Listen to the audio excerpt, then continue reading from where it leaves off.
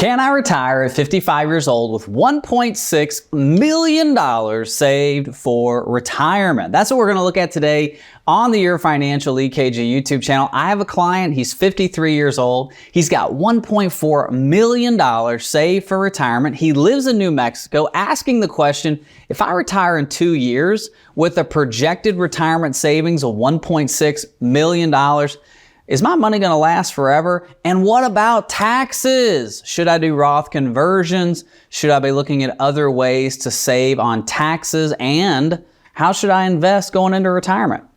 That's what we're going to look at today on the channel. I've got 3 specific scenarios to go through with you today. One scenario is going to be just if I retire at 55, how long is my money going to last? The second scenario is going to be, let's look at doing those Roth conversions if all else stays equal. And number 3 is, let's look at Roth conversions if taxes go up. You ready? Let's get into the software right now. All right, so here's our 3 scenarios. Retire at 55, no Roth conversions, 5-year Roth conversion, taxes go up. That's going to be the last scenario we look at, and 5-year Roth conversion. So let's go to the first scenario, retire at 55. And here we go. We got Jerry. Jerry lives in New Mexico and he's 53 years old. Jerry's going to retire in February of 2024. Currently makes about $10,000 monthly, so that's about $120,000 is his annual salary. Now, Social Security, we've looked at a couple different scenarios, and I'll show you that here on the channel.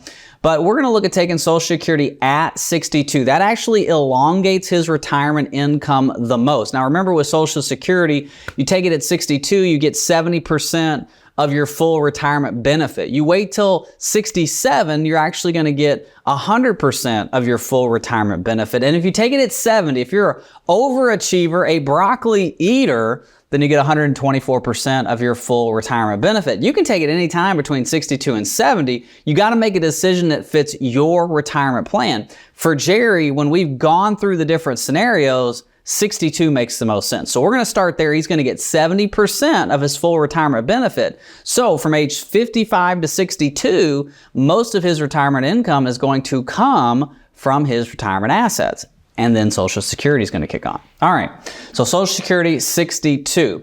So let's look at assets. So here's what we've got in assets. So Jerry's got a non-qualified account with $475,000 in it. That's like a taxable brokerage account. He's got that at TD Ameritrade. He's got a SEP IRA of $205,000, which he's putting in $2,500 per month into his SEP IRA. He has an IRA with TD Ameritrade at $475,000. He has a Roth IRA, so he's already got a Roth with TD Ameritrade at $222,433, and he's got money in the bank of about $50,000. So all in total, he's got about $1.4 million in assets. Now, from a tax classification standpoint, because this is what he's concerned about, 47% of his money is qualified, meaning pre-tax. So all money that's pre-tax is tax deferred. Tax deferred means you're going to pay taxes on this money at some point. If it's an IRA, a 401k, a 403b, or a TSP, you're going to pay a required minimum distribution at some time in your life, whether that's 73 or 75, depending on your age. So for Jerry, he's concerned about taxes. So can we get more of this red off the screen and get it over here to more green? So we have 15% Roth IRA. We want to try to increase the dark green on this screen. Now, from a risk standpoint, risk is also something that he's very concerned about. Well, currently, we've got all of his assets, so 96% of his assets are at risk of market loss. Now, there's different classes of investments inside of his retirement investing account. So AT&T stock doesn't carry the same risk as Tesla stock. But even in his risk allocation, all of the money is at risk of loss. Okay, so he's got 96% of that. So he's concerned. So what we normally do is we do a risk assessment. So what a risk assessment allows me to do is ask a few questions, and the program populates how much he should have at risk versus how much he should have safe or as conservative as possible, okay? So what dollar amount would you like to keep in liquid accounts such as checking, savings, or money markets? For him, $50,000 is all he wants to keep in the bank, and that's a good round number for him. It's about 6 months of expenses, so he's good right there. How many years can you let your assets grow before having to take withdrawals? This helps us determine how long you might need to leave your money invested. So we know 2 years. He's 53 years old. We're going to go to 55. So 2 years, so 0 to 2 is the time horizon before he's going to have to start taking withdrawals off of this money. What statement best describes how you feel about savings and risk? I do not want to see my principal amount decrease. I cannot afford a significant loss. If my interest or rate of return stays ahead of inflation, I don't want exposure to risk. If I can make a moderate interest or rate of return on my investments, I can withstand some market fluctuations. So that's one we're going to go to a little bit more moderate because he's 55. And what would you consider a reasonable interest rate on your investments? I'm going to say 4 to 6. And the reason I like 4 to 6 is because the market's averaged 8% over the last 50 years. That's with inflation included. We're going to back up 2 percentage points to 6. And I'm going to show you in the software where we're really going to back up later in life. Okay, so hold on for that. And risk tolerance, which one of the possible outcomes on a 1-year investment indicates the amount of risk you would be comfortable taking? So best case, $102,000 or a $2,000 gain. Worst case, a loss of 0. Best case, you make $4,000. Worst case, you lose 4. Best case, you make 8, you lose 8. Best case, you make 12, you lose 12. Best case, you make 16, you lose 16. For him, again, we're still kind of moderate. So 10 to 12 is okay. So we're going to save and close that. So when we look at the risk classification for him, 58% of his money needs to be in this green area and 38% needs to be in this red area. So that's something we can work on as we go through the EKG, as we go down the line.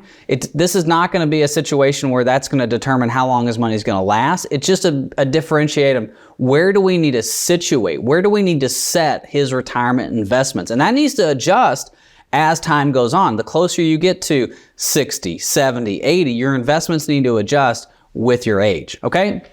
Now, from a rate of return, we're going to look at a portfolio weight of 5.79%. That means the investments that are in the market are going to get a 5.79% overall rate of return. And I'm actually going to show you, we're going to go a little bit more conservative because Jerry's kind of a conservative guy.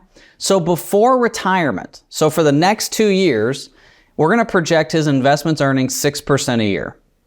After retirement, from 55 on, we're going to show a 4.4% rate of return. So we're actually going to go back farther on the conservative scale. And the reason for this is he's just a conservative guy. And so I don't want to plug in 6% the rest of his life if that's not what in actuality is going to happen. Because there's a big difference in 4% and 6% with compound interest. Remember, God's greatest gift outside of Jesus is compound interest. And so the longer your investments have in the market, the greater compound interest is going to work in your favor. So if we're compounding 6%, that's going to be a lot more money than if we're compounding 4. So we have to project that out in the financial EKG. It can't be something, we just can't go, well, you know, you're always going to get 6 and you're good. No, it needs to be detailed because listen, you only want to retire once. Don't screw it up the first time, okay? So we're going to save this. So now we're going to look at expenses. So his expenses are $4,000 per month. Okay, so $4,000 a month. You multiply that by 12, that's $48,000 a year. That's why we've got $50,000 in the bank. We got 12 months of expenses. Boom, we're good to go. Okay? From a cash flow standpoint, Jerry understands he's going to need health insurance from ages 55 to 65. We're going to outline about $500 per month for that with inflation. So let's go in here and plug that in. $500 a month. We need to add some inflation. Let's put 1.5% inflation on there. So it's going to come out of his IRA at this point. Now we could also use his Freedom Fund. Actually, let's do that. Let's bump that up to his Freedom Fund. Insufficient funds. Actually, that's why we're using his IRA. We're using his IRA for this. We're going to use a 72T. We'll get into that a little bit later. All right. But that's going to pay for his health insurance. Now, taxes are where he's really concerned. So let's go to the year 2023. So his current taxes, or his current projected federal tax rate, is 13.96%. Okay, now projected state rate, 3.63 New Mexico. So if you look down here, his total federal tax is $12,568. That's why he's working. So we've got 2023. He's going to retire in 2024. See how it jumps down to 10?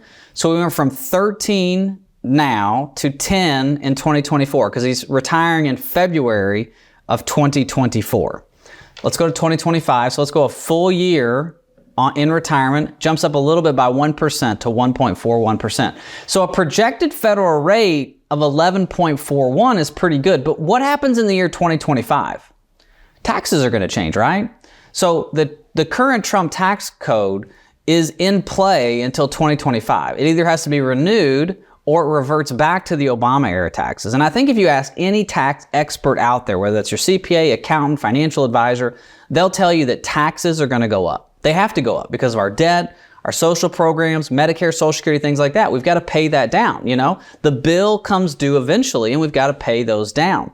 And so we've got to look at this and say, okay, the software's plugging in 2025, but is there a way to adjust it to where we can look at taxes going up after 2025? And that's what we're going to look at. Because what we're going to do here, and we're going to do this in the last scenario, we're going to do Roth conversions and taxes going up, but we're actually going to show taxes increasing, and we're going to do that in the year 2025. So we'll show taxes going up and how that's going to affect his overall plan. And then at the end of this video, I'll show you a nice little clip of how it all works together. Okay? Okay. So right now we're at 11.41. Now, pre-retirement, this is how much he's going to have saved for the next 2 years. So 53, 54, 55, we've got $1.6 million saved. So we've got his salary, we've got our contributions, monthly expenses, net monthly cash flow of $1,500, which is flowing into another brokerage account. We've got $1.68 million, and you can see that here. We've got $50,000 in the bank. His Freedom Fund, $535,000. And I didn't mention the Freedom Fund when we were going through assets. Freedom Fund, I call it a Freedom Fund. It's not a mutual fund. It's not an ETF. It's basically taking money and investing it into a taxable brokerage account. And what the Freedom Fund allows you to do is the freedom to retire when you want, or the freedom to pay off your house when you want, or the freedom to buy a car cash-free, a used car cash-free, if you want. So he has taken money, and instead of putting it all into retirement accounts, he's put it into a taxable brokerage account. And that has grown over the years to $535,000. And so when he gets to 55, now we can use that Freedom Fund to fill the gap from 55 to 59 and a half. Now, Jerry's self-employed, so his other money is IRA.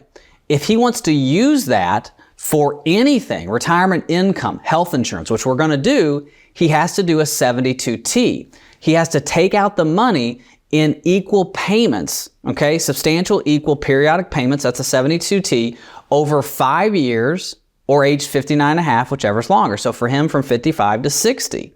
He has to follow 3 strict guidelines that cannot be changed unless you're going from the amortization and the annuitization to the required minimum distribution. And you'd only do that if the market really crashed and you really wanted to bring down your set payments. But for him, we have this Freedom Fund, this bucket of money that we can use to really bridge the gap, have the freedom to use that until we get to 60. And we'll go through that. So let's go to retirement. So here we go. So he's 55. We've got a $500 cash flow. Okay, this is health insurance. This is monthly. We have net monthly expenses of $4,378. So that's his $4,000 a month with 3% inflation, right? Here we go. So our net monthly cash flow is $4,378. That's not a negative number in the sense he's losing money in the stock market. It's negative in the sense of that money's going for the light bill. It's going to a streaming service. That money's going to the grocery store, right? To Walmart. That money's going out so he can live. So we've got 1.693. And as you can see, we actually kind of stay right where we're at for, what is that, 4 years, from 55 to 58. So about, 3-4 years right there. And then we start to decrease in value. But what I want you to notice here, look at this. At age 55, he's got $508,000 in his freedom fund. Over the next few years, look at that, 467 at 56, 420 at 57, 369 at 58, 312 at 59, and 250 at 60. Boom. We're out of that. Can't take money out of your IRA under 59.5 without a 10% penalty, without doing a 72T, without doing a Rule of 55, without having an emergency. We have done it with our freedom fund. If you're younger or if you've got a lot of cash in the bank, start building your freedom fund now. Invest in your 401k, get the match.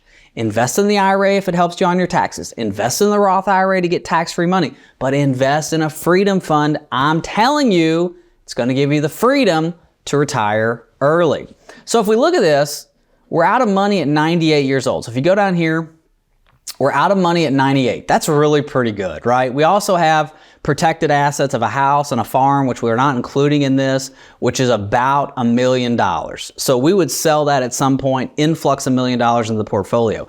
I'm not showing that here because if we take that out of the scenario, it really helps you as the viewer apply this to your financial life, because he has a farm that we're gonna be able to sell and influx that in. Not everybody has farms or cows or equipment that we can sell to put back into the plan, all right? So we're basically out at 98 years old.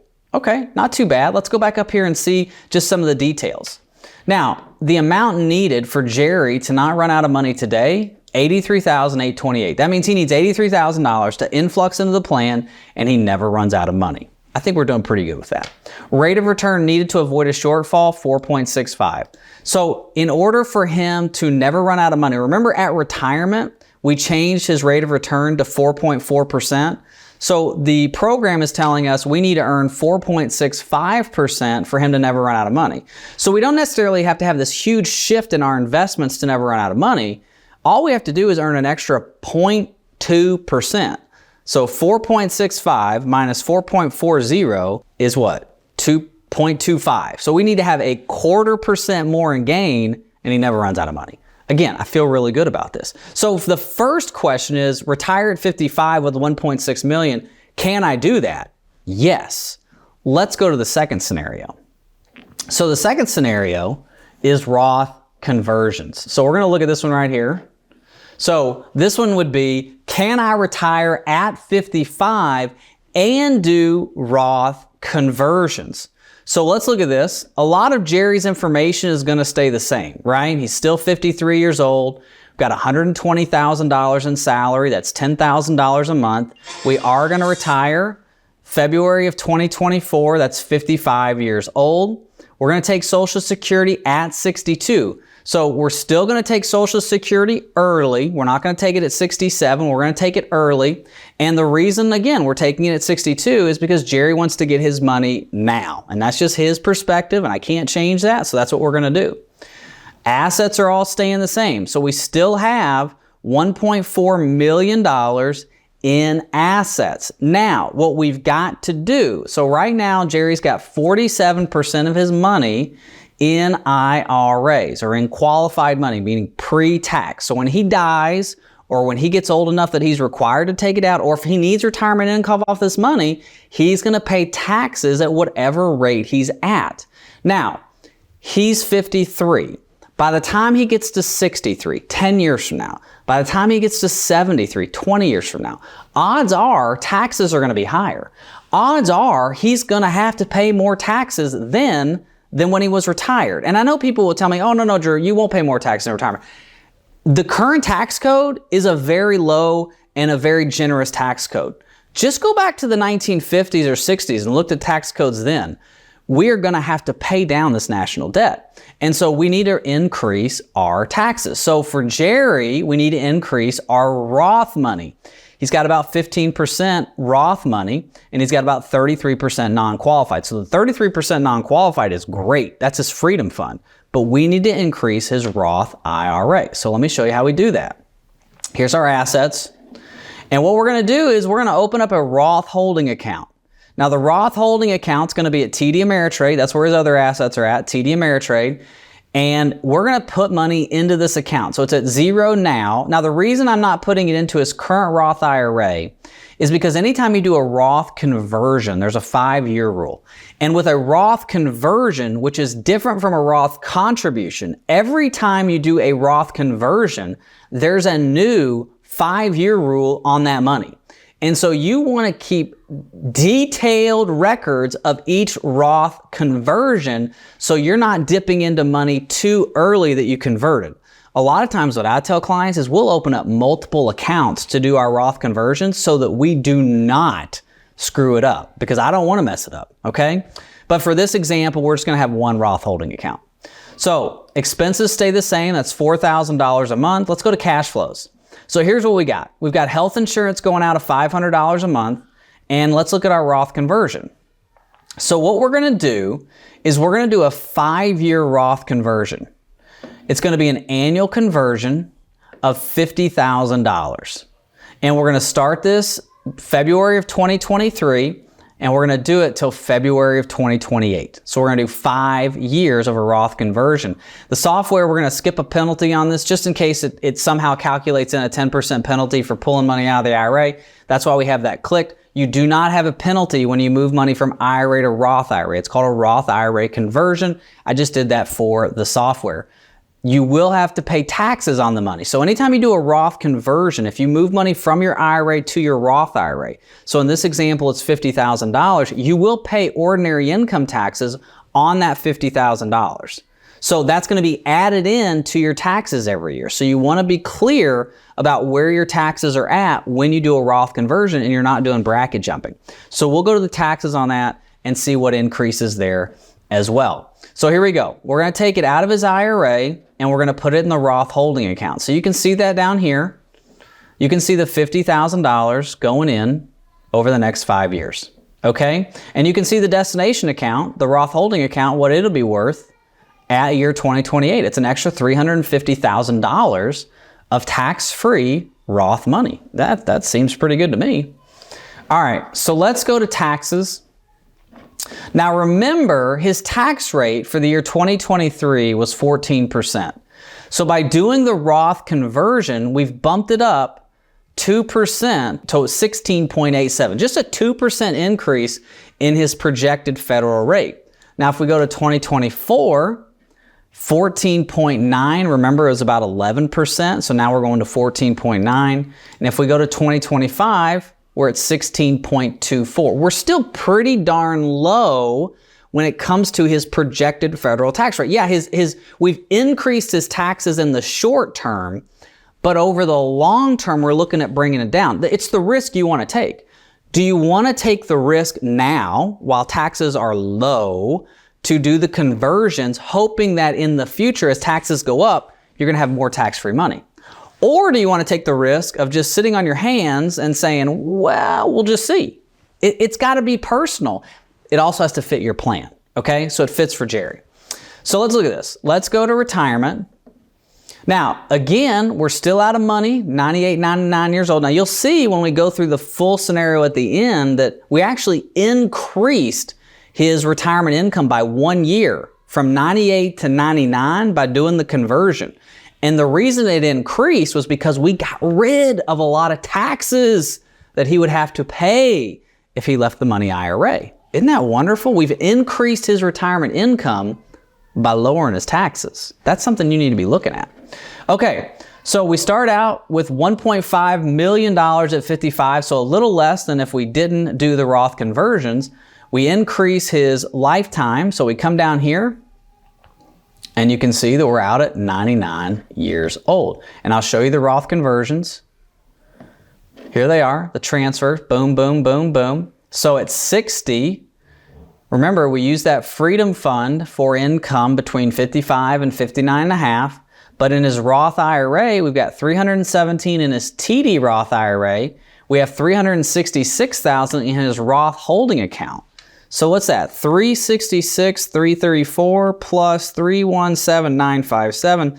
Now he has $685,000 in Roth money. So he's got $685,000 in Roth money. We've got 137,000, so 685 plus 137. So we basically have $823,000 of tax-free or tax-efficient money out of 1.4. That's pretty good. What is that? That's over half. That's pretty darn good. At 74 years old, he's got $76,000 in his IRA, $588,000 in his Roth IRA at TD Ameritrade, $36,000 in the bank, and $677,000 in his Roth holding account. At age 75, look at this, he's got $1.3 million of tax-free money. So from age 75 on, so what is that, year 2044? So let's go back to taxes. Let's go to year 2044, 14.39%, and it's all because of his taxable Social Security. Let's go to 2045, zero. And his Social Security is not taxed either. And why is his Social Security not taxed? Remember, you have to have earned income for Social Security to be taxed. So because all his money's Roth IRA, now his Social Security is not being taxed. So we've brought down the taxes on his Social Security. We've brought down the taxes on the federal level. At 75 years old, he has no taxes. That's pretty awesome. All right. But what happens if taxes go up? Let's look at that. So let's go to scenarios. So last scenario, 5-year Roth conversion, taxes go up. So now it's, can I retire at 55 with $1.5 million doing Roth conversions if taxes go up? All right. So again, we've got Jerry, his income, $120,000 a year. He's 53 years old. $10,000 a month is his salary. We're going to retire in February of 2024. And his main concern is, what happens if taxes go up? What happens? Now, all else being equal, we're still taking Social Security at 62. So that's $2,094 at 62. Our assets are still staying the same. Here's our Roth holding account. So we're going to do the Roth conversion into this account. We got $1.4 million currently. Let's go to our cash flows. So here's our Roth conversion. So remember, we're doing a Roth conversion of $50,000 from his IRA into the Roth holding account. So we're going to save and close this. It's going to be 5 years of $50,000. Here's the kicker though. Let's look at taxes. So right now, he's paying 16.87%, 2023. Let's increase the brackets.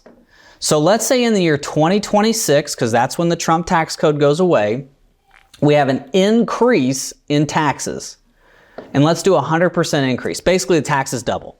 So a 10% bracket currently goes to 20%, 12, 24. You can do this however you want. So we could do a 50% increase, 10 to 15, 12 to 18. This looks like more like the Obama era taxes, which if in 2025, Congress doesn't renew taxes, it goes back to the Obama era. This is probably more likely what that would look like. But let's just go to 100%.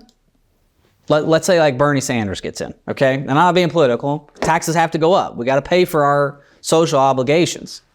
So we'll save this. Now, in the year 2026, look at that projected federal tax rate, 35%. But that's because we're doing Roth conversions. Now, we have to ask ourselves, does it still make sense to do that? I don't know. I don't know if it makes sense at that point. And that's something we're going to have to do reviews on every year. We go to retirement. Now we're out of money at 91. So because we increased taxes and we did the Roth conversions, now we're running out of money about 7 years early. Doesn't make sense.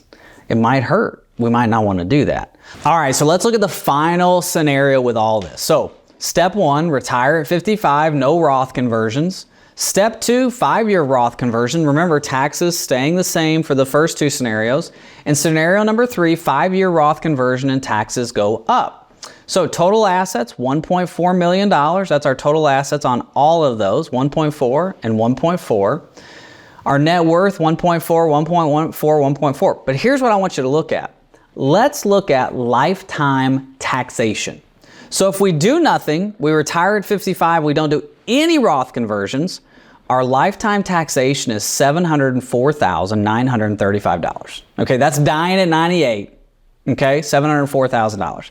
If we do the 5-year Roth conversions and taxes don't go up as much as we looked at, our lifetime taxation is $408,111. That's a $300,000 difference. That's enough difference to start doing the process now before taxes change, and then reassessing every year to see where taxes go, okay? Finally, 5-year Roth conversion, if taxes go up in the year 2026, $605,000 lifetime taxation, and that's actually running out of money at 91 years old. So when we look at this, first off, based on these two scenarios, it definitely makes sense to do the Roth conversions, even if it hurts up front to pay the taxes, because over time it's a $300,000 savings. And if taxes do go up, we just need to reassess where we're at when we're doing the conversions, okay? I hope this long video has helped in your retirement scenario. If you want to contact me, all the information is below. Thank you for watching. God bless. Bye-bye.